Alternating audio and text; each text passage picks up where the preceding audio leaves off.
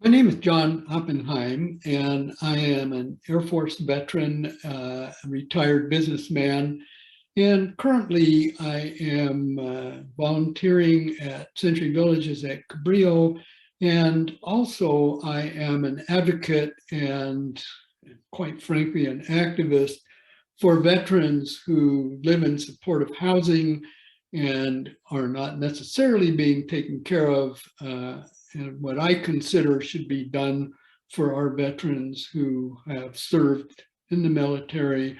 Many of the ones that I work with are Vietnam veterans who were in combat. And as an activist, I feel that I must speak out and actually have some recordings that I did today, which is November 28th, 2021. And I'll let the veterans speak for themselves. And I do want to reiterate that I am doing this as an independent citizen. I am not affiliating with any organization that I work with or have worked with, but strictly what I feel needs to be said. And anybody who needs to get in touch with me, my email address is lbjohnopp@gmail.com. I hope that these videos give an example of some of the things that really need to be talked about. Thank you. Hi, could you give me your name and service you were in, maybe what era, and any other pertinent data about where you live? My name is Melissa Degnan. I was in the Army from 1975 to 92, and my specialty was ammunition and explosives. And I currently live at the Plaza in Century Villages of Cabrillo in Long Beach, California. And why are we doing this video? Because a week and a half ago, somebody stole my catalytic converter, ripped out the sensors, and took part of my muffler. And then this morning, I was attacked by a guy who was riding down the hallway of my apartment complex on a bicycle, and I couldn't move out of his way, and he hit me. And then I put my hands out to stop him from rolling through me, and my hand slipped and I accidentally touched his chest, and he went berserk, flipped a switch, and he hopped off his bicycle and grabbed me by my arms and shoulders and shook me and punched me, and then he threw me onto the floor. And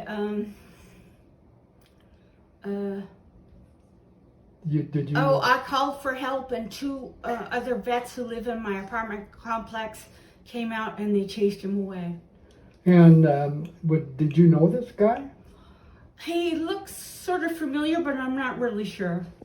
So you're not sure whether he lives at the Plaza or not? Right. He said he was a tenant, but I don't know. I know most of the guys, and he didn't look like anybody I know as being a tenant. Is this pretty common that you see people who come to the Plaza who don't live there? Oh, yes. Yes. There's a whole influx of homeless people who come in, and then there are people who are doing drug buys, and then people who are visiting other people. Some of them are nice and friendly, but the majority of them are people you need to keep an eye on. So is this safety issue new here? No, this has been going on for, well, at least since 2018, which is when I moved into the Plaza. But I heard that there were some issues going on even before that, but especially recently, within the last year and a half to 3 years. And have you addressed these with management? Yes, we have, and we keep getting told that we're going to get extra cameras and extra lighting and extra security guards. And so far, they are putting cameras in, but they're not operable at this time. They're planning on putting extra lighting in on the front side, but not the back, where, for example, my catalytic converter was stolen. And there's no, as far as I know, there are no plans to put an extra camera footage in the back where my catalytic converter was stolen. And on top of that, I understand that the tenants have formed a union that is sanctified by HUD. Is that true? That is very true. And are you part of that? Yes, I am. I'm the president. Well, thank you, Melissa. That's quite a story, and hopefully this will get heard. Hi, can you give me your name, your service, and the years that you served? I'm Lawrence Saunch, United States Navy, served from 1966 to 72. And I'm living here at the plaza. I've been here for over 13 years. And how long have you been in a wheelchair? I've been in the wheelchair since maybe 20 years. Okay. And so, Larry, what would you like to discuss today, or what issue is something that you feel really needs to be told? Well, my discussion with you is over problems with bugs in my room. And the thing is that they had come in to try to get my permission to come in the room to spray. And in the process, I tried to explain to them that I have been sick for almost a year, and I have a dog. And because of that, I've been under the weather. They wanted to do a remodel in my room. So they was gonna put me in a temporary place. And I had put in for about 8 months, I put in for a move to a room that was handicap accessible, ADA room. So the other one wasn't? No. But after having them come into my room to measure the cabinets, come in to do the fire inspection, all these different times that they wanted to come in and out of my room. In the meantime, I've been sick. I had aorta stents put in from surgery, and I also have cancer. And in the last year, my health has gone downhill, so I wasn't able to take care of things. And you also have diabetes, I right? also have diabetes. Right. They came into my room with a whole group of people. And I, being in a wheelchair, I couldn't get into the room myself because they had put me out in the hallway, and they all went into my apartment. And then when they came out, they said that I was infested with roaches. So at that time, they just moved my bed over to the other room and started taking stuff out of my room. Okay. Kind of quit taking your medicine, and you got more sick, and eventually... It's not a question of whether I stopped taking my medicine. It's that the thing is that they had thrown my medicines away. So you weren't able to take I them? weren't able to take the medicines that I was required for my cancer and my blood pressure, you know, such things as that. I wasn't able to Recovered yet. And when you got back to your room, what did you discover? I discovered that they had thrown out most of everything that I had. Bible, medications, computers, TV, refrigerator, all that stuff that they had thrown away, including personal items that was pictures that are irreplaceable. And did they give you a list of what they had thrown out? They gave me no list. So they have no. So, hi, could you give me your name, the service that you were in, and years that you served? Reggie McLean, U.S. Army, 1973 to 1979. And where do you live now? I live at the Plaza, Veterans Plaza, located at the Villages of Korea. And Reggie, what would you like to share today about your story?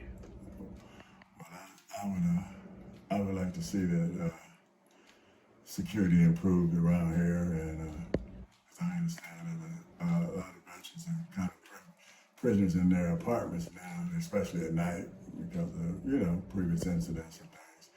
And and there's been several incidents, and unfortunately I was a victim of a stabbing in 2018. And I'm just saying, it seems not getting any better, right? I even got involved as far as to become a member of the tenant council here. We started tenant council. That's unfortunately been kind of dissolved since the pandemic. However, we were promised by the property management office a whole lot of improvements that has never gotten done, right? Memorial Day of 2021, or at least before then, when there was a murder in the plaza, have you noticed that they've maybe paid more attention and things have gotten better? Negative. We had town hall meetings and everybody come out, right? And they said that they were ordering additional cameras for this place, and they were on order now from China, but that's been eons ago, and a bunch of security improvements with security companies and roving patrol, and none of that has manifested itself. In addition to that, I come out of my apartment not yesterday, the day before yesterday, and I thought my car had been stolen, right? And little did I know that the theft was perpetrated by the property management office, because I was informed by another resident that they were moving cars because they were blacktopping the front part of the back parking lot. And so I walked around the place for about 45 minutes to an hour until I was able to locate my car. But I was really afraid that it had been stolen, right? But it was just borrowed by the property management office and moved to a location. Did you have warning that they were going to do that? No.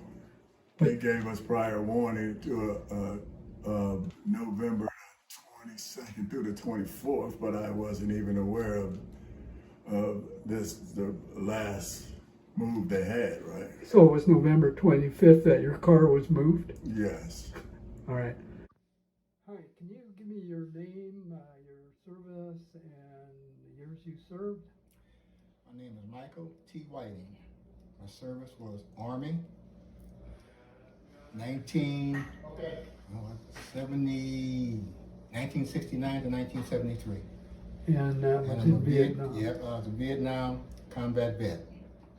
And currently, what is it you would like to relate to this story we're telling about the veterans here? What I would like to relate is the things that have changed in the facility. First, when I came here in 2011, we had more things, we had more respect. Everybody respected us here. As the time went on, all of a sudden, the office and the people in the office, they don't like vets, they don't respect us. Things that we need, they don't give us. When I got here, I had 3 floods in my room, and it took them a long time to fix them. And so that wasn't bad. But the worst part is since they started this remodeling that they're doing, we have had to endure with people not being able to get water. They would turn the water off from 8 o'clock in the morning to 4 in the evening.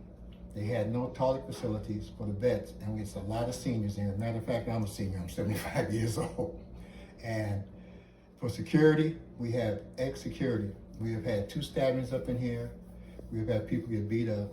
We also, over in this area, have people that have been, vets that have been jumped on by kids, senior vets, and they have taken their money, and nothing has been done. The security around here is little or none. They have no security. And the building, since they've been working on it, is unsafe. They have had workers walking around with no mask on or anything. Plus, it'd be dust and everything floating around, and people are allergic to it. And now they got the place closed off so bad until you got to go around a whole corner just to get back to go to the office. And we have people in wheelchairs and walkers. It's a long way to make a walk, and there's no facilities or nothing to help them get around. And this is one of the biggest problems that we have. Management do not care about what's happening to the vets that's over there. So what have you guys done, or you residents done, to try and help yourselves? We have got a tenant union started. And since we started it, they have stopped us from having meetings that we're supposed to have in rooms. They want us to pay for them, talking about COVID, but it had nothing to do with COVID. It's just a way to stop us from having a meeting. Plus, we put flyers up and they come down and tear them down. And we have to fine them because every time they tear one down, I think it's a $50, $150, $1,000 fine for each one they tear down off the doors because it's illegal. They don't care about us, and that's the bottom line. And it's so bad until even the police and the fire department that have came here, we have had the same problems with them. I have a friend named Larry, which you have talked to already. Fire department came and one paramedic sat in there and looked at him. He was laying on the floor. And he said, oh, there's nothing wrong with him. And he had blood sugar of 400, and he takes insulin. And this is what's happening to us now here. And management can care less. And one young lady said it's not their problem to worry about what happened to us in here. There's no safety things on the stairs if it's a fire. We can't get them down. We're gonna have to carry them down. And tried to get some things that they have in hospitals for them. They don't want to buy them at all. All they say is, well, the fire department say, huddle in place. That's in one fire. Total emergency, they got signs on the door that states, get out of the building. And I understand that you have also been to many meetings with management, and what has been their reaction? Their reaction is, and the man's name is Brett, well, we'll get back with you, which it never happens. Or the thing with the vets being robbed, he said, well, it's cameras. So give us a day, a time, and we can go and look at the camera. The only problem is things happen so quick, and the place don't have a lot of cameras here for even people to see it. But this is the way they put us off. Every time we go in there, they say, well, we'll look into it, or they tell one of us to give them some information, and we don't do it. Plus, we've had a petition that we had a grassy area in the area, and they dug it up. And we told them we didn't want it. So now, renting went up. They didn't give us the area we don't want, and we're paying for it with the rent. Anything that costs any money, they don't want to do. Well, thank you. It's kind of a good broad overview, and appreciate your time.